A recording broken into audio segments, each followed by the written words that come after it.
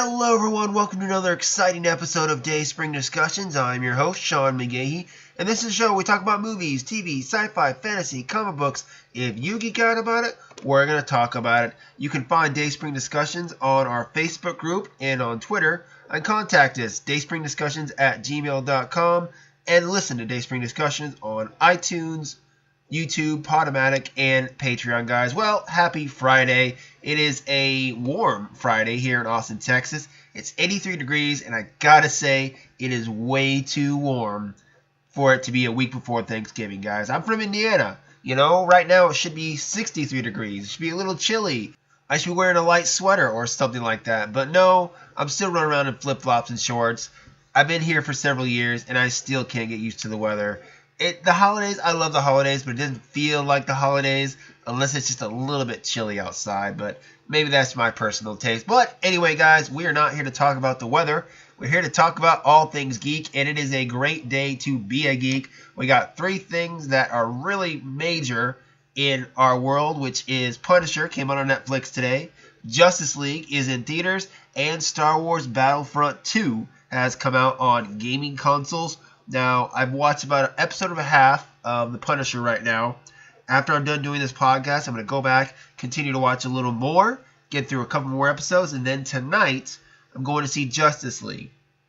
And like I said, I'm not a gamer, so I don't think I'm going to play Battlefront anytime soon. Maybe I might play it later to check it out, but don't expect any reviews or anything about that. But Saturday, I'm going to record a Justice League review, hopefully with Lisa.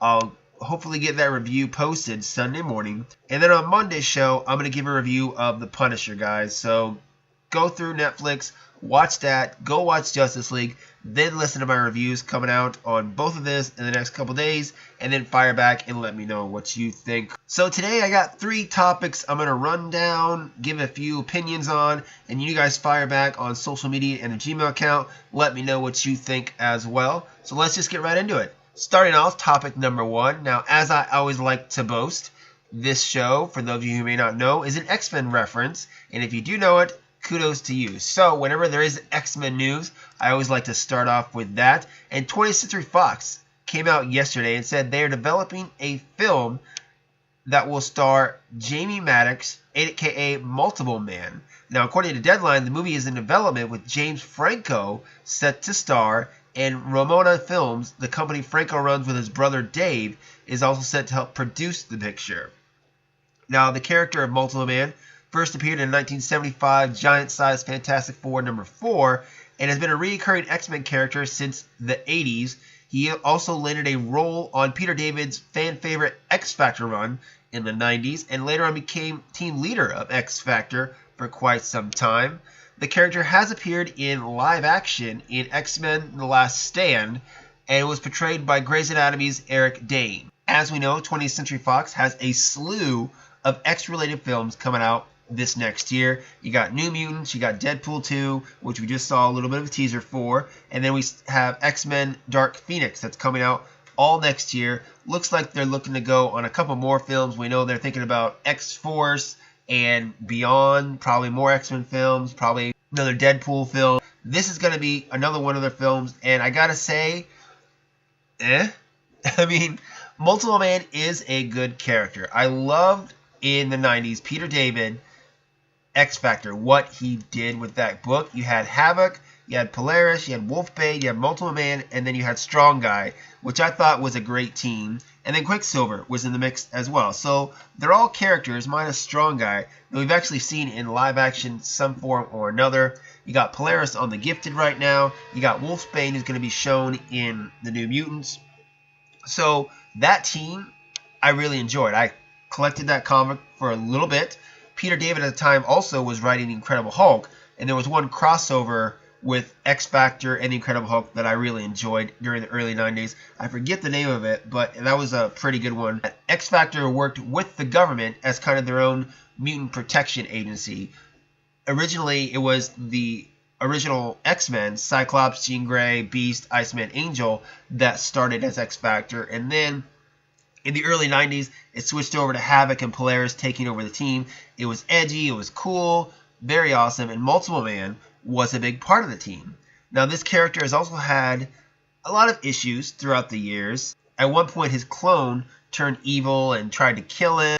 I think at one point he had some substance abuse problems and just, several issues. So he's a very interesting character to make a movie around.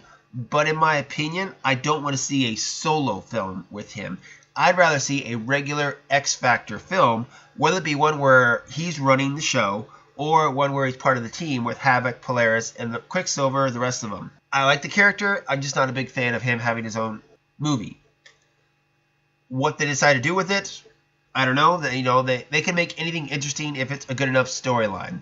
James Franco as the character, he's not my first choice. He's not my second choice. He might not even be my fifth choice. But I think he's a decent enough actor, depending on what angle they play off of him. I think he can pull it off. So in that regards, have at it. Let's see what they come up with, and we'll go from there. I'm willing to give 20th Century Fox the benefit of the doubt. Now that, we have Deadpool, we have Logan, Days of Future Past, they're turning around that X universe, which for a while there was in the crapper. So for that, I say let's see what they got. Let's see what Franco can do with it. And again, I'm willing to give him the benefit of the doubt, even though I'm not really excited about it. Okay, guys, going on to our second story of today, kind of the headline story, if we didn't have an X-Men story to go with. But Warner Brothers has unveiled the title for the sequel for their Fantastic Beasts and Where to Find Them film, along with a first look at Jude Law as a younger Albus Dumbledore. The film is to be titled Fantastic Beasts: The Crimes of Grindelwald, which is a reference to the wizard who was played by Johnny Depp in the first film, or Colin Farrell, depending on how you look at it. The sequel is set to be in 1920s New York to Paris, where Grindelwald has made a dramatic escape and is gathering more followers to his cause. The only person who can defeat him is Dumbledore, who he once called a friend. However, he'll need help from his former student, Newt Scamander, played by Eddie Redmayne. The film is set to come out November 16, 2018, and of course is directed by David Yates, the longtime now Harry Potter world director, I guess you could call him.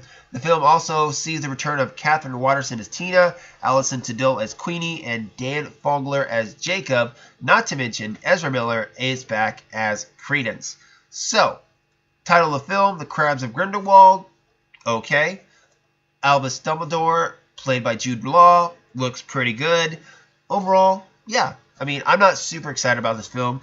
Lisa is the big Harry Potter fan in the family. I enjoy Harry Potter and the Wizarding World and all that stuff, but I'm not a huge fan of it. I've read the books. I've watched the movies. Sounds good. With this picture, okay, that's a cool cast picture. Something to get Potterheads excited about. I understand that. And then the film, Crimes of Grindelwald, I understand what they're going for here. They want to take these two friends and make them enemies and make a whole film saga out of it. I've stated this before on previous podcasts. I would much rather have seen them be friends and then the turn happen. Now, they might do some flashbacks or something along those lines to where you see their friendship throughout the film, and then by the time they get to the end of the film or the end of this trilogy, whatever they're going to do with it, it's more impactful for the characters, because I feel like that's what you need. Going straight into Grindelwald, aka Johnny Depp, being a villain, not too crazy about. But again, J.K. Rowling's helping to write it. She knows these characters. She created this world. Fantastic Beasts, Where to Find Them, I wasn't a huge fan of, but I enjoyed it. Like I said, I'm not a big fan of it. I know some Potterheads weren't thrilled with it either. Overall, though, it was decent. It's expanded the Wizarding World, so I'll give it that. I'm willing to give them, again, the benefit of the doubt. I know I'm giving a lot of people the benefit of the doubt today. It's just my hopeful instincts to go along with it. But the picture looks great. The cast is good. And like I said, we got Yates directing, J.K. writing. It's got to be at least decent, guys, right? I mean, come on. It's going to be at least decent. So we'll go with that. And if you have any comments about it, hit me up. Let me know on the social media group, Facebook group. I'm always there. And dayspringdiscussion@gmail.com. I want to hear your comments. Are you excited for this film? Do you think Fantastic Beasts and Where to Find Them was not a good entry into the Harry Potter world? Let me know, guys. Alright, guys, moving on to our final story of the day. We have got our first trailer for the Dwayne "The Rock" Johnson film, Rampage, that came out. So in this film, Johnson plays David Oko, who befriends a young silverback gorilla and grows up and forms a close bond with the gorilla until a gene-editing bomb ends up in the zoo and changes the gorilla, called George, into something a little different. Makes George a little angrier and a little bigger. And before you know it, David has his hands full with not only a giant gorilla going on a rampage in the city of Chicago, but also a giant wolf. And lo and behold, what pops up as well? A giant crocodile too. So this is all based off the beloved 80s arcade game that allowed players to choose between 3 different characters: a giant ape, a giant lizard, and a giant werewolf, all of which were human prior to a freak lab accident. As I said, the film comes out April 20th and is directed by Brad Payton, who also directed Johnson in San Andreas. The film stars Naomi Harrison, Malin Ackerman, and Joe Manganiello. So, The Rock in this new action film. Okay. I love The Rock. I gotta say, he's very charismatic. I watch his show on HBO Ballers. I follow him on Instagram. He's cool. I like what he does. I like his brand, so to speak. I'm not always thrilled, though, with the films he decides to do. I didn't see San Andreas because, honestly, I didn't think he'd like it.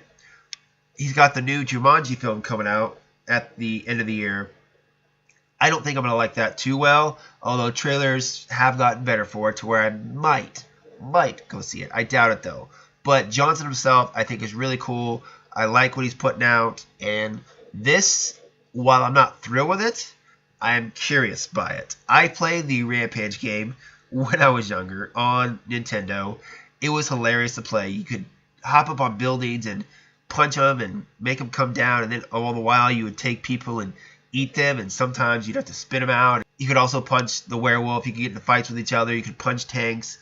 Overall, for the time, it was a pretty fun game.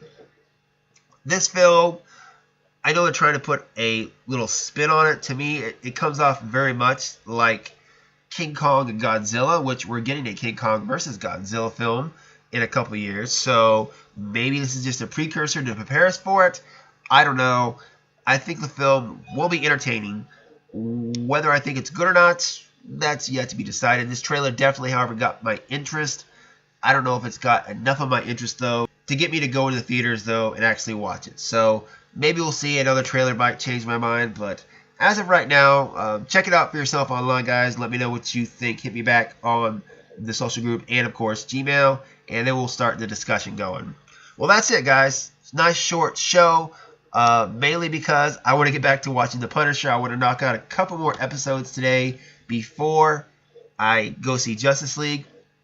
And also, I'm still fighting a bit of a cold. I feel really stuffed up. I don't know if I sound stuffed up, but again, I do apologize. Hopefully by Monday, I'll be all cleared up and, get on, and maybe I'll sound a little better, or maybe I sound fine right now. I don't know. You guys can judge on that. Well, that's it for me on today's show, guys. So let me know, what do you think of James Franco as Multiple Man? Let me know what you think of the Rampage trailer. And, of course, are you excited about the new Fantastic Beasts picture and title? Let me know. Hit me up on the Facebook group, Twitter, and, of course, dayspringdiscussions@gmail.com. You can find me personally, Slim Dayspring 12 on Twitter and Instagram. And that's going to be it, guys. Go watch The Punisher. Go play Battlefront. Go see Justice League. Come on. It's a great weekend to be a geek. Let's get to it, guys. Let's live it up. Until next time, may the Force be with us all.